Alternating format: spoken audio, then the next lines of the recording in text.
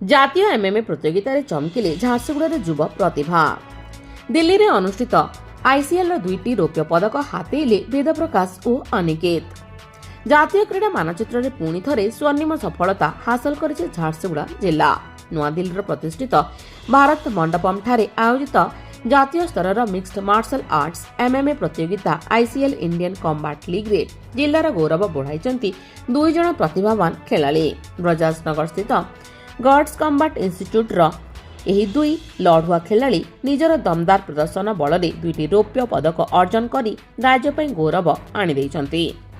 ଗତ ଅଗଷ୍ଟ 20ରୁ 22 ତାରିଖ ପର୍ଯ୍ୟନ୍ତ ଅନୁଷ୍ଠିତ ଏହି ପ୍ରତିଯୋଗିତାରେ ଦେଶର ବିଭିନ୍ନ ପ୍ରାନ୍ତରୁ ଶ୍ରେଷ୍ଠ ଖେଳାଳିମାନେ ଅଂଶଗ୍ରହଣ କରିଥିଲେ। ଅତ୍ୟନ୍ତ କଠିନ ପ୍ରତିଦ୍ୱନ୍ଦିତା ମଧ୍ୟରେ ଗଡ୍ସ କମ୍ବାଟ୍ ଇନଷ୍ଟିଚ୍ୟୁଟ୍ର ପ୍ରତିଭାବାନ ଖେଳାଳି ବେଦପ୍ରକାଶ ଭୋଇ ଏବଂ ଅନିକେତ ଚୌରାସିଆ ନିଜର ଅସାଧାରଣ କୌଶଳ ଏବଂ ସାହସିକତାର ପରିଚୟ ଦେଇ ନିଜ ନିଜ ଓଜନ ବିଭାଗରେ 2ଟି ମୂଲ୍ୟବାନ ରୌପ୍ୟ ପଦକ ଦଖଲ କରିବାରେ ସଫଳ ହୋଇଛନ୍ତି। ଦେଶର ଏପରି ଏକ ବୃହତ୍ ଜାତୀୟ ମଞ୍ଚରେ ଝାରସୁଗୁଡ଼ାର ଯୁବକମାନଙ୍କର ଏହି ଉତ୍କୃଷ୍ଟ ସଫଳତା ସମଗ୍ର ଅଞ୍ଚଳରେ ଆନନ୍ଦର ଲହରୀ ଖେଳାଇ ଦେଇଛି। ब्यूरो रिपोर्ट झारसुगुड़ा हलचल। नमस्ते झारसुगुड़ा, स्वागत है शाइन टेलर में, जहां हर कपड़े को मिलती है परफेक्ट फिटिंग और स्टाइलिश फिनिशिंग। चाहे shirt, pant, coat, blazer, school uniform या स्पेशल ओकेजन का आउटफिट हो, हर सिलाई में क्वालिटी और परफेक्शन का वादा।